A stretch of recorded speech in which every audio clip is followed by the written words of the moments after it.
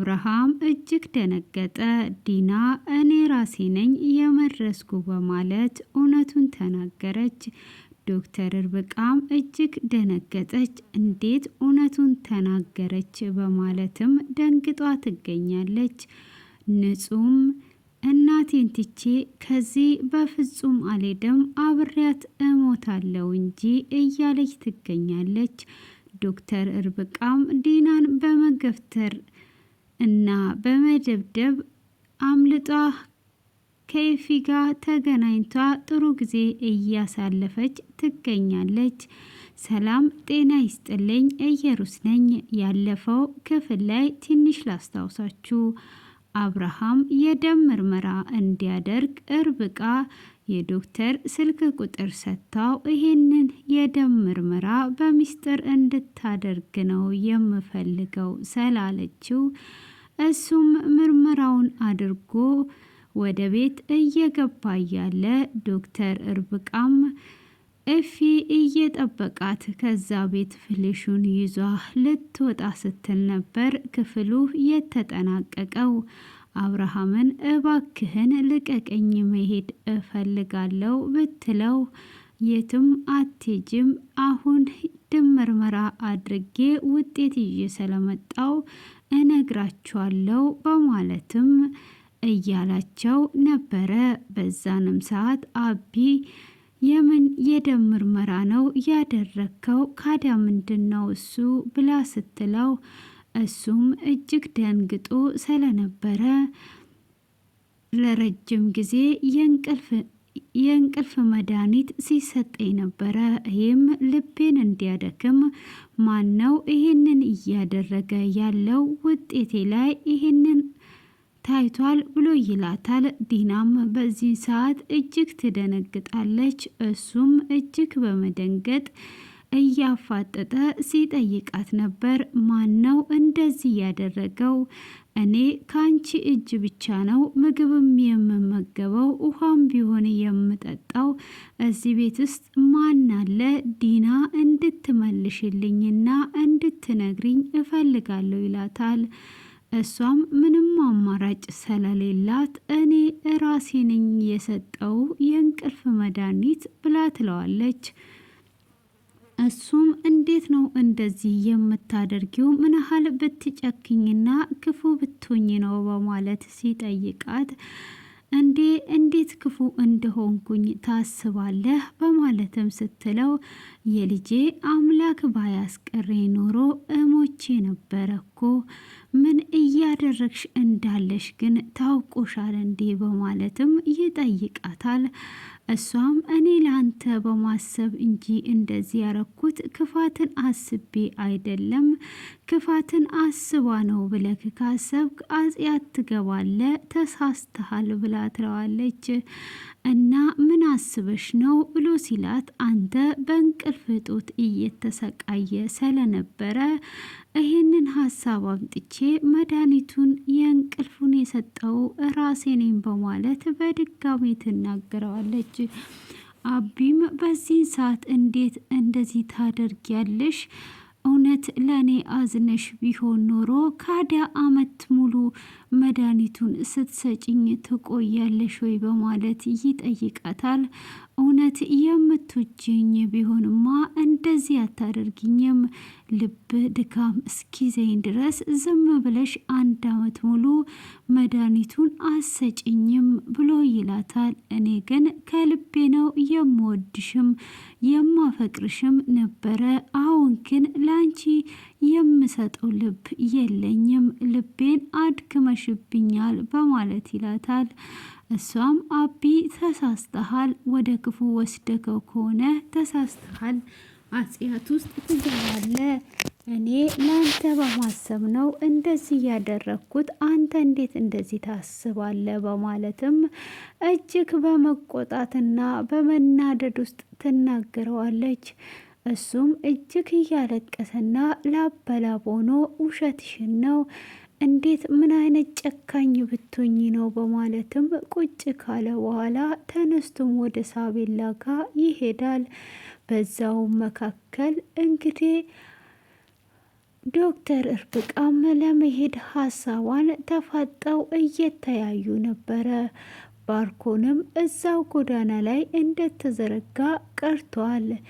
ቤቲም ኤፍሬም እንድትወጣ ስላደረጋት እየደጋገመች ስልክ ብትደውልለትም ሊያነሳላት አልቻለም።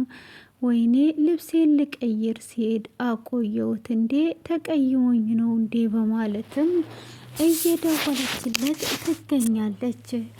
ሆኖም ዶክተር እርብቃ እንግዲህ አሁን ላይ ትገፈትራትና ትሄዳለች።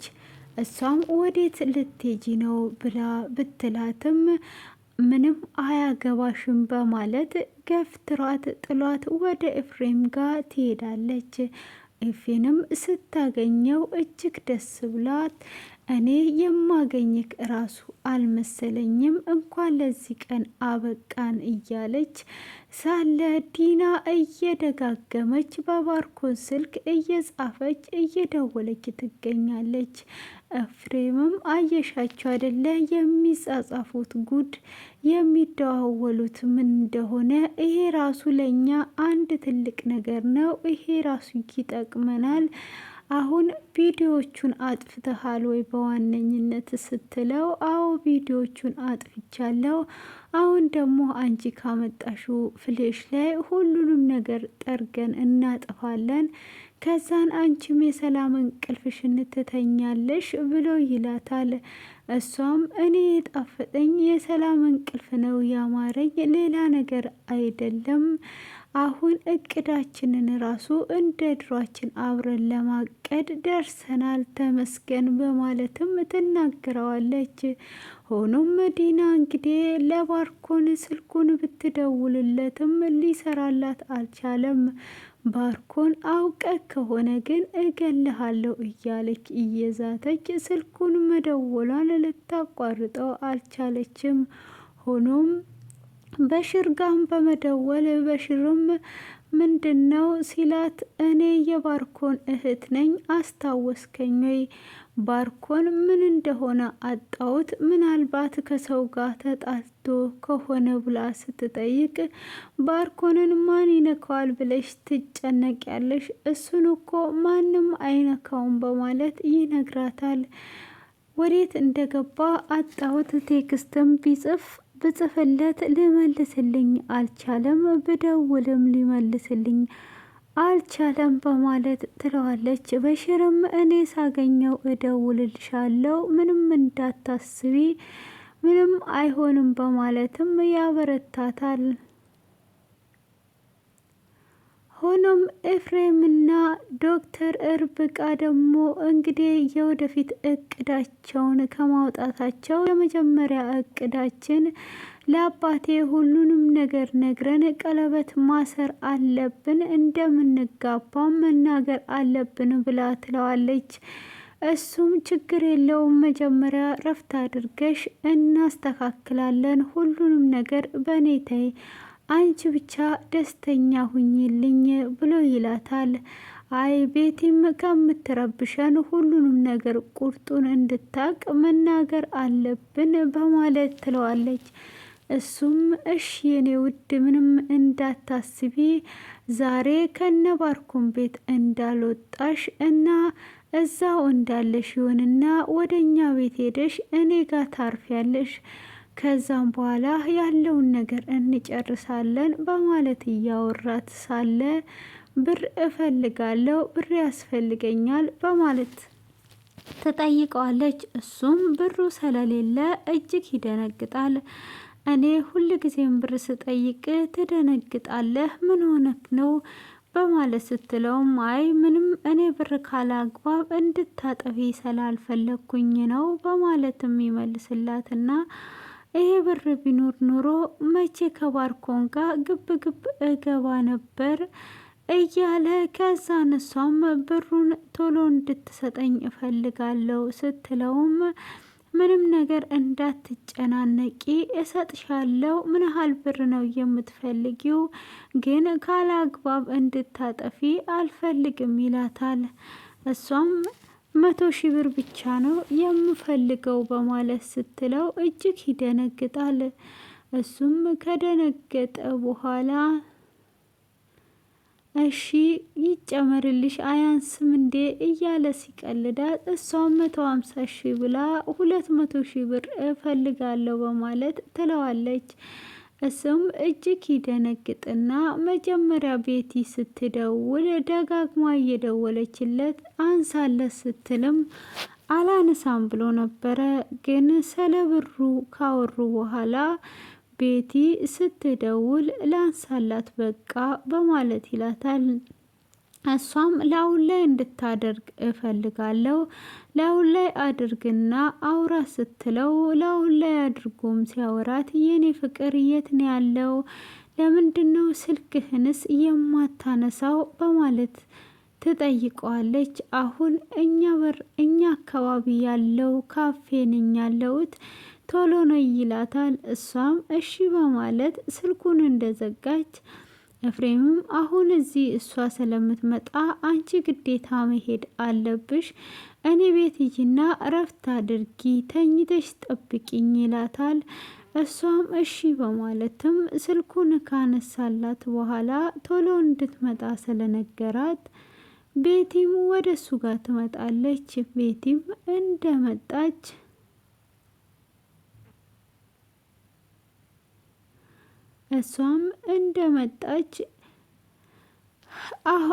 ለምንድን ነው የሁሉ ሰዓት ያቆምከኝ? ስልክስ የማታነሳው ብላ ስትጠይቀው እኔ ስልክም ያላነሳውልሽ ታውቂያለሽ አይደል? ነግሬሻለሁ፣ ተጨንቄ ነው ያለሁት ብር የለኝም ብሎ ያለውን ነገር ይነግራታል። እና ምን ያጨናንቃል? ለዚህ ነው እንዴ ብላ ስትለው አዎ እኔ እኮ ጠይቄሽ ነበረ አንዴ ስጭኝና ይሄንን ጭንቀት ገላግኝ በማለት ይጠይቃታል። እሷም እሺ በቃ ምንም አታስብ፣ ግን እንደነገርኩ እኔ ብሩን ስሰጥ አንተ ደግሞ ፍቅረኛ ማን እንደሆነች ትነግረኛለህ በማለት ትለዋለች። እሱም ምንም እንዳታስቢ እነግርሻለሁ ይላትና ቃል ይግባባሉ። ቤቲም 200,000 ብሩን እንደምትሰጠው ቃል ገባችለት። እሱም በደስታ እንግዲህ ቃል ተግባብተው ተለያይተዋል። ንጹም እናቷ ጋር ቡና አፍልታ እናትየዋም ቡራኪ ይዛ መታ እንደሰጠቻቸው የንጹህ ታናሽ እህትም ዞር ዞር እያለች እያለ ከአጥር ውጪ እንደወጣች ሰዎቹ መጥተዋል። ሰዎቹ ሊያጠፉን ነው። እዚህ ሲጀመር ምን ልትሆን ነው የመጣችው? እሷ ስትመጣ ለምን አላስቆምሻትም? በይ ከዚህ ሂጂ፣ አሁን አንቺ ለኩሰሽብን ከዚህ ልትሄጂ ነውና ከዚህ እንድትሄጂ እፈልጋለሁ በማለት የንጹህ እህት እጅግ ክፉ ቃላትን ትናገራለች። የንጹህ እናትም እንዴት ነው እህትሽን እንደዚህ የምትናገሪው? እህትሽ እዚህ እንኳን መጣች፣ እህትሽን እንዴት ትናገሪያለሽ? በማለት በጥፊ ትመታታለች። እሷም በጥፊ ስትመታት ንጹም እያለቀሰች ካዲያኔ የት መሄድ አለብኝ? ከዛም በችግር መጣው፣ እዚህም እንደዚህ ወዴት ነው የሚሄደው? በማለት እያለቀሰች እያለ የባርኮን ንጹን እንዲጠብቃት የተላከው ይመጣል። እሱም በሚመጣ ሰዓት የንጹህ እናት እባክህ ልጄ እባክን በመልካም ጊዜ ተገናኝተናል፣ ልጄን አስመልጥልኝ፣ ልጄን ሊገሉብኝ ነው በማለት ትማጸነዋለች። ምን ሆናችሁ ነው ማዘር? ምንም አልገባኝም በማለትም ሲላቸው አይ ልጄን እንድታተርፍልኝ ነው፣ ልጄን ሊገሉብኝ ነው፣ ከልጄ ውጭ እኔ መኖር አልችልም በማለትም ትለምነዋለች። ማዘር ምንም አያስቡ፣ ሌላ የሚያርፉበት ቦታ ካለ ይዣት ሄዳለሁ በማለትም ይነግራቸዋል። እሱም እንግዲህ እንደዛ ብሎ ከነገራቸው በኋላ እሳቸውም እህታቸው ጋር ይደውሉና ልጄ ንጹን አትርፊልኝ ሊገሏት መጥተዋል በማለትም እባክሽ እህቴ በማለት እህቷን ትማጸናታለች። እሷም ምንም ችግር የለውም ትምጣ በማለት ስትል በሉ እናንተ ተያይዛችሁ በዚህ ጋር ሂዱ በማለት ስትል ንጹም ቁልጭም ልጁን በመሆን እየሄዱ ሳለ ሚጣንም ሂጂ ብላት ነበር። ሚጣ በፍጹም አንቺን ትቼ የትም አልሄድም አብሬሽ እሞታለሁ እንጂ እሷ ከሄደች እኮ እኛን አይነኩንም በማለትም ንጹህ ብቻ እንድትሄድ ትደረጋለች። ንጹም ተራራው አካባቢ እንደደረሰች እኔ እናቴን ትቼ በፍጹም የትም አልሄድም በማለት ትቆማለች። ንጹም በቆመች ሰዓት የባርኮን ጠባቂ እንግዲህ ለምንድን ነው የምትቆሚው? እናትሽን የምትወጃትና የምታስቢላት ከሆነ ቶሎ ከዚህ መሄድ አለብን ብሎ ይላታል። እሷም በሞት እናቴን ትቼ አልሄድም፣ ከእናቴ ጋር ነው የምሞተው፣ የትም አልሄድም በማለት ትናገረዋለች። ለእናትሽ የምታስቢና የምትሳሲ ከሆነ ግዴታ ትሄጃለሽ ብሎ እጇን ሲይዛት ቁልጭም እንዴት ነው እጇን የምትይዛት በማለት መያያዝ ይጀምራሉ። ንጹም እዛ ጋር በተጨነቀችበት እሷን ትተው እርስ በራስ መደባደብን ይጀምራሉ። ንጹም እንዴት ነው የምትደባደቡት? እባካችሁ ተላቀቁ፣ እኔ የትም አልሄድም በማለት ትወስናለች። አብርሃምም ሳቤላ ጋር እንደገባ ሳቤላንም ልጄ እንዴት ነሽ ብሏት ሰላም ብሏት ቁጭ ብሎ ነበር። ሳቤላም የተጨነቀች አባዬ ምን ሆነሃል ደህና አይደለህም ወይ ብሏ ስትለው ልጄ ደህና ነኝ ምንም አታስቢ፣ አንቺ እንዴት ነሽ በማለት ይጠይቃታል።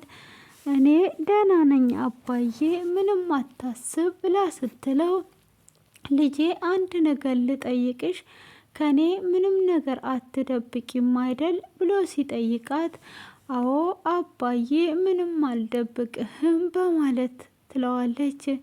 ከኔ የደበቅሽ ነገር ምን አለ የምሻል ወይስ ከኔ በኋላ የሚያስጨንቅሽ ነገር አለ ወይ የሚያስፈራራሽ ሰው አለ ወይ ብሎ ይጠይቃታል። እሷም ታስብና ከዚህም በፊት ባርኮ እጅግ እያስፈራራት ነበር። አንድ ነገር ብትተነፍሺ አባትሽን እገለዋለሁ፣ አባትሽ በህይወት እንዲኖር ከፈለግሽ ምንም አይነት ነገር እንዳትናገሪ ብሎ ያስፈራራው ትዝ ይላታል። ዲናም ይሄንን ከ32 ቦታ የሚያመጣውንና የሚለቃቀውን ምላስሽን እቆርጥልሻለሁ ብላ ስላስፈራራቻት በዛው ሳቤላም አባዬ እኔ ምንም የደበኩ ነገር የለም፣ እኔም አላመመኝም፣ ተሽሎኛል፣ ያመመኝም ትንሽዬ ነገር ነው በማለትም ትነግረዋለች። እሱም ምንም ነገር አትደብቅኝ፣ አሁን ቤቱ ላይ ትንሽ ችግር ተፈጥሯል፣ አንቺ አታስቢ፣ አሁን ሽርሽርም ወስድሻለሁ፣ የምትፈልጊውን ነገር ሁሉ አደርግልሻለሁ፣ ብቻ አንቺ ትምህርትሽ ላይ ጎበዙኝ እያላትም እያበረታታት ሆኖም እሱ ከሳቤላ ጋር ቁጭ ብሎ ይሄንን አውርቶ ይሄዳል። ሆኖም እንግዲህ በዚህ ሰዓት ዲና እጅግ ግራ በመጋበትና በመጨነቅ አሁን አቢ ምን እያሰበ ነው? አቢን ማወቅ ካልቻልኩኝ ሁሉ ነገር ያልቅልብናል፣ ምን ይሻለኛል በማለት ግራ እየተጋባች ነው። ዶክተር ርብቃም አይ አሁንማ ሁሉንም ነገር እስከ መጨረሻው ድረስ እጋፈጣለሁ፣ እስከ እስር ቤት ሳልወስዳቸው በፍጹም አልተውም እያለች ትገኛለች። ሆኖም ዲናም እጅግ እየተናደደች ነው። እንዴት እንደዚህ ይሆናል?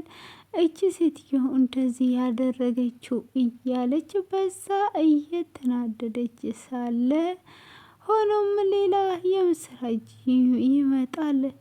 እሷም እጅግ ትናደዳለች። ሆኖም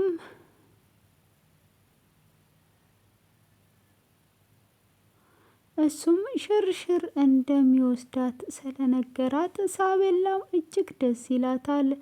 ሳቤላም ደስ ስላላት እንግዲህ አሁን ዲና ደግሞ የምትገባበት ቀዳዳ ጠፍቷታል። ባርኮንም የት እንደገባ ወዴት እንደደረሰ ልታገኘው አልቻለችም። እሷም ግዴታ የሆነ ነገር ነግሬው ማሳመን አለብኝ፣ ካላሳመንኩት እንዴት እሆናለሁ፣ እንዴት አደርጋለሁ በማለትም እየተጨነቀች ትገኛለች። ሆኖም ዶክተር ርብቃም ጠርጥሯ ነበር። አሁን ታስጨንቀውና የሆነ ነገር ብላ አሳቡን እንዳታሳምነው እኔ እነሱ ሁለቱን እስር ቤት እስካስገባ ድረስ በፍጹም አልተውም እያለች ትገኝ ነበረ። ሆኖም ዛሬ ላይ እንግዲህ ዶክተር ርብቃ እንደዛ እያለች ሳለ አብርሃምም ውጪ ላይ ስዕል እየሳለ ነበረ። ከሳቤላ ጋር ሆኖ ስዕልን እያሳያት እየተጨዋወቱ ባሉበት ዲና ትመጣለች። ዲናም ስትመጣ ሳቤላን ወደ ውስጥ እንድትገባ ያደርጋታል። እሷም እያየችው አቢ እኔ ጨንቆኛል፣ አውርተን የሆነ ነገር መፍታት አለብኝ፣ አንዴ ብቻ እንዳስረዳ እድሉን ስጠኝ፣ እኔ በጣም እየጨነቀኝና እየፈራው ነው ያለሁት ብላ ትለዋለች። እሱም አሁን ሁሉም ነገር አውቅቶለታል፣ እባክሽን ብቻዬን ተይኝ፣ እኔ ሰላም መሆን እፈልጋለሁ ብሎ ይላታል። እሷም አንድ ጊዜ ብቻ እድልን ስጠኝ ብትለውም እድልን ሊሰጣት አልቻለም። ሆኖም ዲና እንደምንም ብዬ እሱን ማሳመን አለብኝ፣ እሱን ማሳመን የማልችል ከሆነ እንዴት አድርጌ ነው አላማዬን የማሳካው? አንድ ጊዜ አብርሃም መጠራጠርን ከጀመረ ሁሉንም ነገር ሊያምናቸው አይችልም እና ስለዚህ እኔም ያለውን ነገር እንደምንም ብዬ ላሳምነው ይገባል እያለች ግራ እየተጋባችና እየተጨነቀች ክፍሉ በዚህ ተጠናቋል። እንግዲህ ንጹም እናቴን ትቼ አልሄድም በማለት እዛው እንደቆመች ክፍሉ ተጠናቋል። ዶክተር ርብቃም በፍጹም እጅ አልሰጥም ካሁን ወዲህ እስከ እስር ቤት ሳልከታቸው እያለች ነው። ዲናም እንግዲህ ከእንደገና አብርሃምን ለማታለል እንዴት አድርጌ አሳምነዋለሁ እያለች ክፍሉ ተጠናቋል። ሳቤላ ምንም ነገር የተናገረችው ነገር የለም። ለአባቷ ፍራቻ ስላላት ያ ሁሉ የሚያሰቃያትን ሁሉ ዝም ብላ ትገኛለች። ውድ የተከበራችሁ የኢየሩስ ቤተሰቦች ሁልጊዜም ስለምታበረታቱኝ እጅግ ትልቅ ክብር ለእናንተ አለኝ። አሁንም እንድታበረታቱኝ ስል በአክብሮት እጠይቃችኋለሁ። ለጓደኞቻችሁም ሼር ብታደርጉልኝ እጅግ ደስ ይለኛል እና አስተያየታችሁንም ደግሞ ኮሜንት ላይ እንድታስቀምጡ ስል በትህትና ጠይቃችኋለሁ።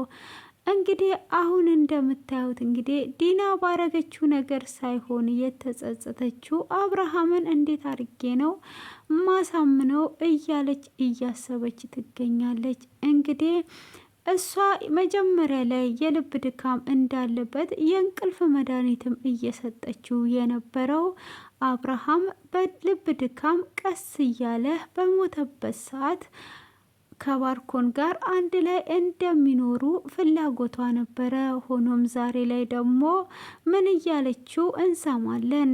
አንተ ክፋት አስቤ ከመሰለክ አጽያት ውስጥ ትገባለህ፣ እኔ ለአንተ መልካም ነገር በማሰብ ነው ትላለች። ባርኮንም ፍቅረኛዋ እንደሆነ ምንም የተናገሩት ነገር የለም።